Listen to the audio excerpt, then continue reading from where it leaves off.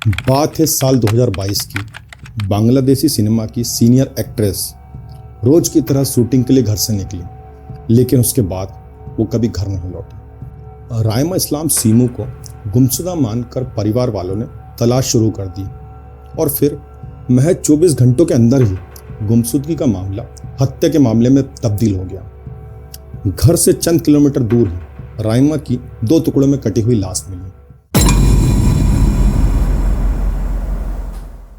1970 से 1990 के करीब बांग्लादेशी सिनेमा यानी डॉलीवुड का सुनहरा दौर चल रहा था और इसी दौरान रायमा इस्लाम सीमू भी थिएटर से जुड़ गई थी। देखने में बेहद सुंदर रायमा जब थिएटर कर रही थी तब उन पर नेशनल अवार्ड जीत चुके डायरेक्टर काजी हयात की नज़र पड़ी।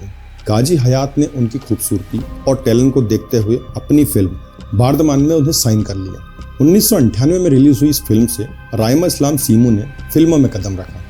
अपनी पहली ही फिल्म से पहचान बनाने के बाद रायमा 2002 तक तकरीबन 25 फिल्मों में नजर आ चुकी थी और फिल्मों के साथ साथ वो थिएटर भी कर रही थी। उन्होंने करीब 50 नाटकों में हिस्सा लिया। साथ ही साथ रायमा बांग्लादेशी टीवी इंडस्ट्री का भी जाना माना चेहरा रही। रायमा इस्लाम सीमू एक के बाद एक हिट फिल्में देते हुए बांग्लादेशी फिल्म इंडस्ट्री में अपनी पहचान बना रही थी। तभी उनकी मुलाकात ढाका के एक बिजनेसमैन सखावत अली नोबेल से हुई। साथ समय बिताते हुए दोनों एक दूसरे को पसंद करने लगे। कुछ समय तक के रिलेशनशिप में रहने के बाद रायमा ने सखावत अली से शादी करने का फैसला लिया और इस फैसले के साथ उन्होंने कई दूसरे भी अहम फैसले लिए, जिनमें से एक फैसला था बांग्लादेशी सिनेमा से दूरी बनाना। 2004 में शादी करने के बाद रायमा ने फिल्म इंडस्ट्री छोड़ दी। शादी के बाद रायमा ने अपना ज़्यादा से ज़्यादा समय परिवार को दिया और शादी के बाद रायमा ने कुछ टीवी शो प्रोड्यूस भी किए। समय के साथ साथ उनके घर में 2 बच्चे भी हुए। रायमा आगे चल के एक निजी चैनल में मार्केटिंग डिपार्टमेंट में काम करने लगी। बीतते समय के साथ उन्होंने अपना खुद का प्रोडक्शन हाउस भी शुरू किया और कई टीवी शोज भी प्रोड्यूस करने लगी। रायमा अपने पति शखावत और 2 बच्चों के साथ ढाका के ग्रीन रोड इलाके में रहा करती थी। 16 जनवरी 2022 रविवार का दिन था। पति के अनुसार रायमा अपने घर से ये कहकर निकली कि वो फिल्म की शूटिंग के लिए जा रही है। समय बीता और शाम ढलने को आई, लेकिन रायमा घर नहीं लौटी। रविवार को रायमा की बहन फातिमा निसा ने उन्हें कई बार कॉल किया, लेकिन रायमा ने किसी भी कॉल का जवाब नहीं दिया। आमतौर पर वो ऐसा कभी नहीं करती थी। रात हो जाने पर रायमा की बहन फातिमा निसा ने बहन के शौहर शखावत अली को कॉल करके उससे पूछताछ शुरू की कि आखिर रायमा है कहाँ। उसे जवाब मिला कि वो सुबह 7 बजे शूटिंग के लिए निकली थी और तब से अभी तक की उसकी कोई खबर नहीं। और तो और उसे शूटिंग के लिए जहां पहुंचना था रायमा वहां पे भी नहीं पहुंची। रायमा की बहन फातिमा रविवार की देर रात तक उसका इंतजार करती रही, लेकिन जब वो नहीं लौटी तो 17 जनवरी 2022 की सुबह उन्होंने नज़दीकी पुलिस स्टेशन पर रायमा की गुमशुदगी की रिपोर्ट दर्ज करवाई। कुछ ही घंटे बीते थे कि रायमा के पति शखावत ने भी पास के ही पुलिस स्टेशन में पहुंचकर अपनी बीवी की गुमशुदगी की रिपोर्ट दर्ज करवा दी। दोस्तों, जैसे ही पुलिस स्टेशन में बांग्लादेशी सिनेमा की जाने मानी एक्ट्रेस रायमा की गुमशुदगी की खबर मिली तो चारों तरफ सनसनी फैल गई। पुलिस ने फुर्ती से तफ्तीश शुरू कर दी और जांच शुरू हुई रायमा के ग्रीन रोड स्थित घर से। पुलिस ने घर पहुंचकर सीधे उसके पति से पूछताछ की। सखावत ने पुलिस को भी वही कहानी सुनाई जो उन्होंने रायमा की बहन को सुनाई थी। रायमा तकरीबन सुबह घर से 7 बजे निकली और तब से अभी तक के लापता है। पुलिस की जब घर के नौकर से बात हुई तो उसने भी वही कहानी सुनाई। नौकर ने पुलिस को बताया कि वो सुबह 7 बजे सखावत के कहने पर नाश्ता लेने के लिए निकला था। निकलने से पहले उसने रायमा को देखा, लेकिन वो उसे नहीं दिखी। पुलिस ने घर की छानबीन भी शुरू कर दी, लेकिन घर के अंदर ऐसा कुछ भी संदिग्ध नहीं मिला। दोस्तों, पुलिस मामले की तफ्तीश कर रही थी, तभी पुलिस के नंबर पे अचानक एक कॉल आया।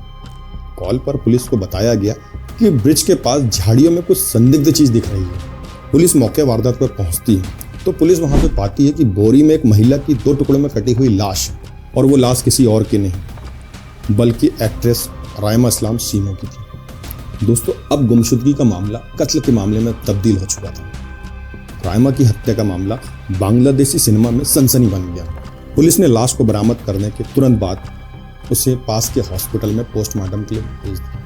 अब आगे जब जांच शुरू हुई तो जांच में पुलिस के सामने बांग्लादेशी एक्टर जायद खान का भी नाम सामने आया।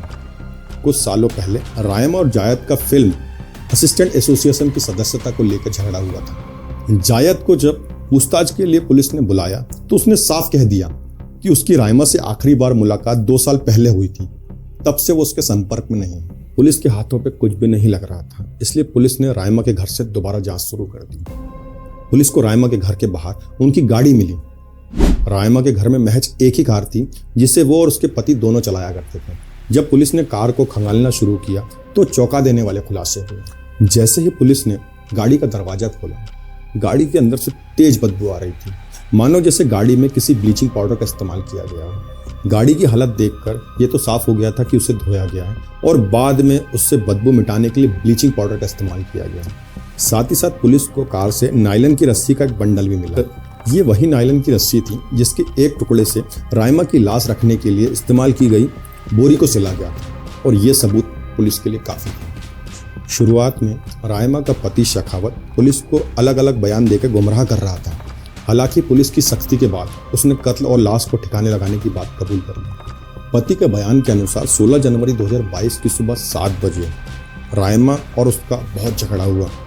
झगड़ा बढ़ने पर शेखावत ने आक्रोश में आकर पहले तो रायमा के साथ मारपीट की और फिर गला दबाकर उसको मौत के घाट उतार दिया।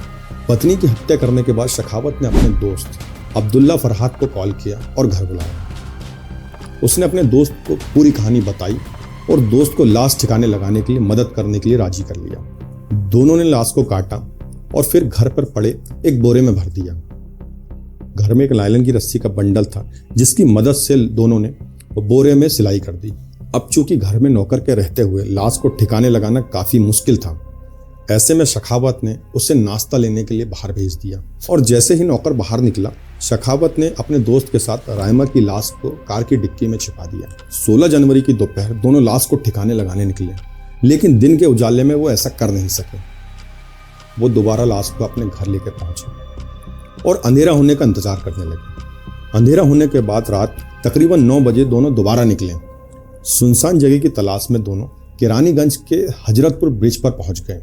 ब्रिज से तकरीबन 300 मीटर की दूरी पर दोनों ने झाड़ियों के पास डिक्की में रखी लाश को ठिकाने लगा दिया और अपने घर लौट आए। शेखावत ने घर लौटकर पत्नी को ढूंढने का ढोंग रचा और अगले दिन खुद पुलिस स्टेशन पहुंचकर शिकायत कर दी। दोस्तों, कोरोना महामारी रायमा शीमू और शेखावत अली नोबल के लिए एक बुरा दौर लेके आई थी। रायमा के शोज की शूटिंग बंद हो गई थी। वहीं दूसरी तरफ शेखावत को बिजनेस में बड़ा नुकसान हुआ था। लगातार होते नुकसान के चलते दोनों आर्थिक तंगी का सामना कर रहे थे। इससे शेखावत के जहन पर बहुत बुरा असर पड़ा। समय बीता और शेखावत का बिजनेस भी बंद हो गया। अब घर में कमाई का सिर्फ एक जरिया था और वो थी रायमा। बीतते समय के साथ साथ शेखावत का रवैया भी रायमा की तरफ सख्त हो गया। वो अक्सर शक में रायमा के साथ मारपीट भी करता था। वो हमेशा शक करता था कि रायमा का अफेयर कहीं चल रहा है। मौत के चंद महीने पहले ही रायमा ने पति के खिलाफ पुलिस में घरेलू हिंसा की शिकायत भी दर्ज करवाई थी।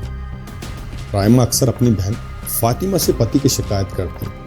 वो अपनी शादी से खुश नहीं थी, लेकिन उन्होंने कभी अलग होने का नहीं सोचा। तो दोस्तों, ये थी क्राइम चौपाल की खास केस स्टडी।